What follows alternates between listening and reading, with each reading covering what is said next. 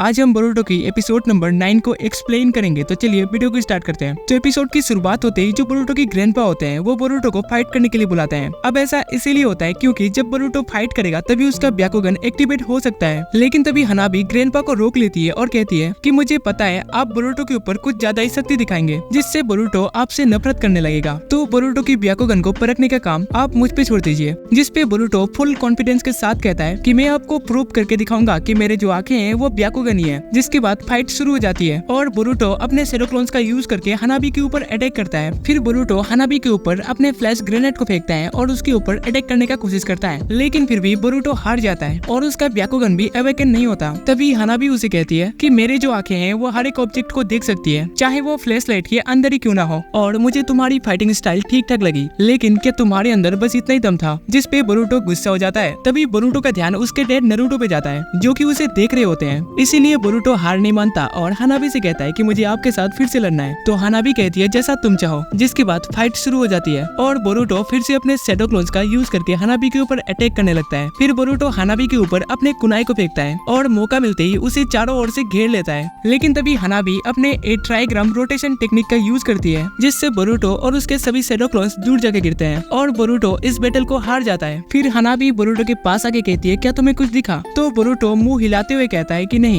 जिसपे हनाबी उसे कहती है कि तब तो तुम्हें पता चली गया होगा कि तुमने कोई भी ब्याकुगन एबिलिटी को मैनिफेस्ट नहीं किया है। फिर वो बोरुटो को बुरा ना लगे इसलिए हनाबी उसे कहती है कि तुमने आज अपने ब्याकुगन को मैनिफेस्ट नहीं किया तो इसका मतलब ये नहीं कि तुम इसे कभी और नहीं कर पाओगे। तभी बोरुटो खड़ा हो जाता है और कहता है कि अगर ब्याकुगन मैनिफेस्ट नहीं हुआ तो इसमें मैं कुछ नहीं कर सकता और वैसे भी मेरे कपड़े बहुत गंदे हो चुके हैं तो मुझे जाके नहा लेना चाहिए। इतना कहते ही वो चला जाता है। तभी ग्रैंडपा नारुतो से कहते हैं कि बोरुटो बहुत ज्यादा थक चुका है इसीलिए आज रात आप सभी को यहीं रहना होगा। जिसके बाद रात हो जाती है और सभी खाना खाने बैठते हैं कि तभी हनाबी बोरुटो से पूछती है कि तुम्हें मेरे हाथों का खाना कैसी लगी? तो बोरुटो कहता है हाँ अच्छा लगा। जिसपे हनाबी उसे अपने हाथों से खिलाती है। तभी बोरुटो उसे कहता है कि मेरी मॉम आपसे भी अच्छा खाना बनाती है। इतना सुनते ही हनाबी गुस्सा होते हुए कहती है कि तुम मुझे मेरी बड़ी बहन के साथ कैसे कंपेयर कर सकते हो? जिसपे बोरुटो भाग जाता है और हनाबी उसे पकड़ने जाती है। जिसके बाद सीन कट होता है और जो ग्रैंडपा होते हैं वो नारुतो को कुछ पीने के लिए देते हैं और कहते हैं क्या तुम अपने बेटे से डिसअपॉइंटेड हो क्योंकि उसने अपने ब्याकुगन को अवेकन नहीं किया? जिसपे नारुतो कहता है नहीं, क्योंकि बोरुटो ने आज हमसे सच कहा है और सच कहूँ तो बोरुटो अपने गोल्स को अचीव करने के लिए शॉर्टकट्स लेता है। लेकिन आज बोरुटो ने खुद को साबित करने के लिए पूरी जी जान लगा दी और मैंने बोरुटो को ऐसे कभी नहीं देखा, इसीलिए बोरुटो सच कह रहा है। तो ग्रैंडपा कहते हैं कि मुझे भी ऐसे ही लगता है, लेकिन अगर वो ब्याकुगन नहीं है तो बोरुटो किस पावर के बारे में बात कर रहा है? तो नारुतो कहता है कि मुझे भी पता नहीं, बस वो कुछ बुरा ना हो, मैं उस पे ध्यान रखूंगा। इतना कहते ही नारुतो वहाँ से चला जाता है। फिर सीन कट होता है और हम बोरुटो को देखते हैं जो कि अकेले बाहर बैठ के सोच रहा होता है कि उसने जो सपना देखा था वो एक झूठ है। तभी हनाबी वहाँ आती है और कहती है कि बोरुटो तुम अभी तक सोए नहीं। तो बोरुटो हनाबी से कहता है कि मुझे माफ करना क्योंकि आपने मुझे परखने के लिए समय निकाला। जिसपे हनाबी कहती है कोई बात नहीं। तो बोरुटो कहता है शायद मेरे डैड मुझे झूठा समझ रहे होंगे